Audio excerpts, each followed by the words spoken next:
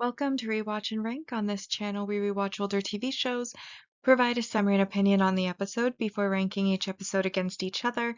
And today's episode is Bleach, the Bound Arc, episode 79, Yoshino's Decision of Death. Episode in a nutshell is a brief reminder of what happened in this episode. So the episode begins where the last one left off with Rukia and Inoue talking about how Ichigo and Renji are still fighting in the underground training.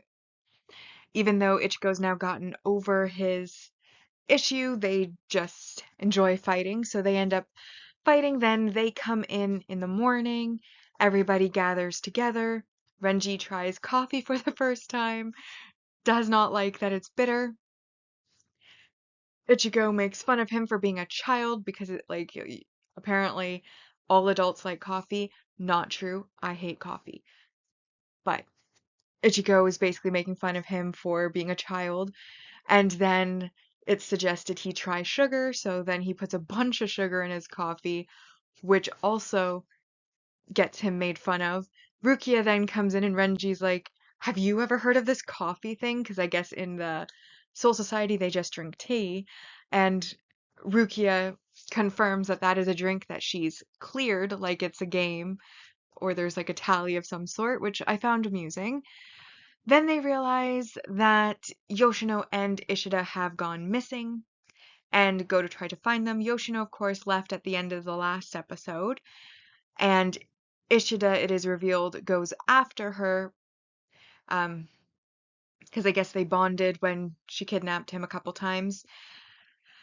Anyways, Yoshino arrives where Jin and the others are in the ruins of the mansion that was ruined in the last episodes. And she then starts to fight him with her doll, and he doesn't even need his doll while he's fighting her. Ishida and the others do not catch up in time. She has her epic fight with her doll, then she merges with her doll, turning into like a flaming woman, which is actually pretty cool and awesome, but still is no match for Jin, who I guess has so much power beyond that of like all the other Bound, because he doesn't even need to use his doll and he just like defeats her really easily. This then, of course, leads to her dying. Ishida makes it just as she's about to die, and she basically says she's at peace with dying in this way, and that is what she had chosen.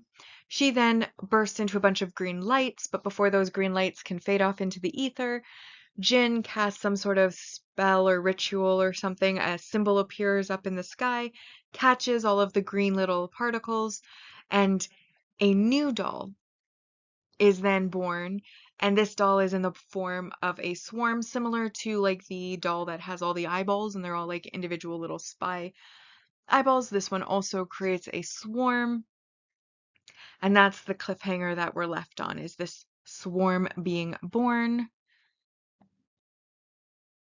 So now that we've been reminded about what happened in the episode, it is time to rank the episode, first on the mostly objective ranking, followed by the personal ranking.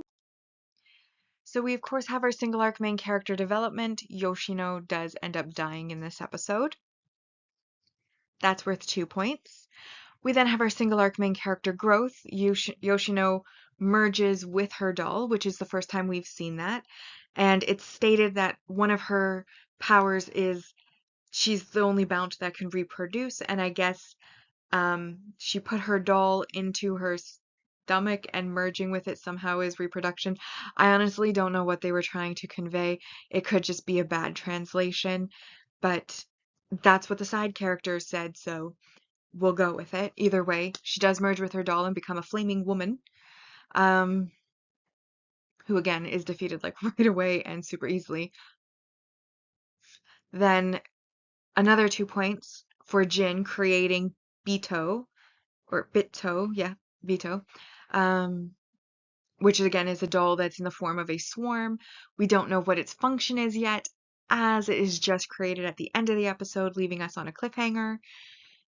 And then finally, 2 more points for the resolved battle between Jin and Yoshino. leaving us with 8 positive points. However, I do want to take 3 points away for the failed emotional impact of Yoshino's death. I don't think she's a terrible character, but as I've mentioned before, I'm not really finding any of the characters in this particular arc overly compelling.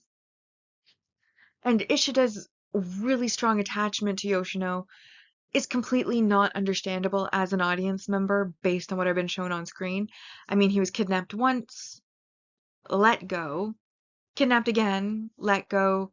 He then goes out of his way to find her and seek her out, is kidnapped again alongside her, going to Jin's place, then, they get rescued together, and then she goes to willingly die, and he chases after her, and then he's like screaming at the sky in grief, and I'm like, the lady kidnapped you like a bunch of times. Where did this bond come from? I didn't see it. Could have been happening off screen, but if you wanted the emotional impact of her death to mean something, you should have shown us what happened off screen that bonded them so much. Because honestly, I don't know why he was so attached. I mean, she told him a few stories about her past, but I'm like, is that.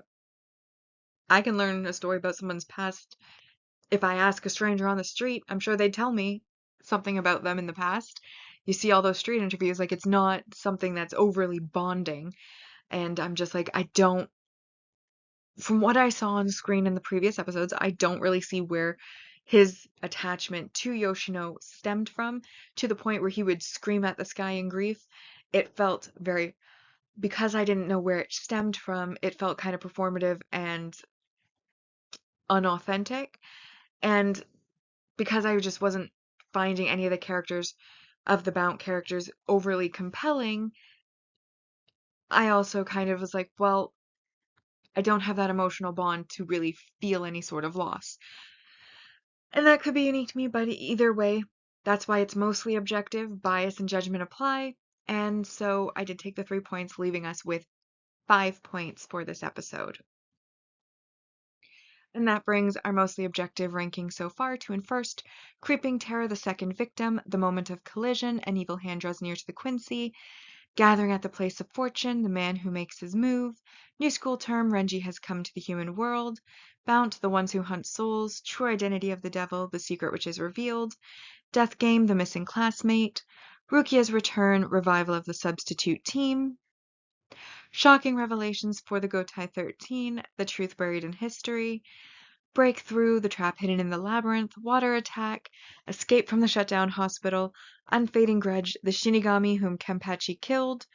This episode is 13th, Yoshino's decision of death, followed by earth-shattering event at the 11th Division, the Shinigami who rises again, memories of an eternally living clan, and last but not, well, anyways, Crashing Force Freed versus Zangetsu. Now, my personal ranking for this episode, I was a bit more generous than I normally would be because I found the beginning portion to be comedic in nature with Renji and his coffee trying, and it made me laugh. And there hasn't been a lot of comedy in what is arguably a filler arc for the anime only. Um, so I enjoyed that little bit of comedy at the start of the episode. I did think the battle was epic. We did learn that Yoshino was able to merge with her doll, and it's supposedly something that's unique to her because of her reproductive qualities. So again, I don't really get how reproduction comes into a merge unless you're like a bacteria where you're splitting. But in this case, they're merging, so even that doesn't make sense. But like I said, could be a bad translation. I am watching in the Japanese with English subtitles, so someone might have gotten some wires crossed there. But either way, I did think that it was cool that she turned into like a flame woman. And it kind of reminded me of like the Fantastic Four. There's the guy. I don't know the name because I only watched the one movie that was made like years ago, mostly because there are men in the family. But the point is, one of those Fantastic Four is a guy who can set himself on fire, and she basically was that. She was on fire and she could fly. But again, she was pathetically beaten really quickly. She didn't even get like a good shot in. It didn't look like Jin took any damage, and personally, I prefer so I don't like battles that drag on too long, but I also don't like completely one-sided battles. I like both sides to get a couple of hits in to show that there was some struggle, for them just to not drag it out beyond what's reasonable, um, or stop and start, stop and start. I liked that they didn't stop and start, that it was pretty much like a streamlined battle, but again, it was so one-sided that it was kind of like she did not go out in a blaze of glory. She did not, because she got no hits in, there was no wounds on the opponent, and she ended up dying, and then she didn't even get to die in peace because her green particles were turned into a swarm of something. So that was a bit disappointing. But the fact that there was a fight was entertaining on the screen. But again, it was between two characters that, again, I don't find it compelling because, I don't know, I don't like this arc. And that may make me very biased, but on the personal list, for sure, I'm allowed to be biased. But yeah, I just, meh, is how I felt about it overall, which is why I ultimately gave it a 4 out of 10. Bringing my personal ranking to in first, Gathering at the Place of Fortune, The Man Who Makes His Move, Bount, The Ones Who Hunt Souls, Creeping Terror, The Second Victim, New School Term, Renji Has Come to the Human World, True Identity of the Devil, The Secret Which is Revealed, Breakthrough, The Trap Hidden in the Labyrinth, Death Game, The Missing Classmate, Water Attack, Escape from the Shutdown Hospital, Rukia's Return, Revival of the Substitute Team, Shocking Revelations for the Gotai 13, The Truth Buried in History. This episode is 11th place, and that is Yoshino's Decision of Death.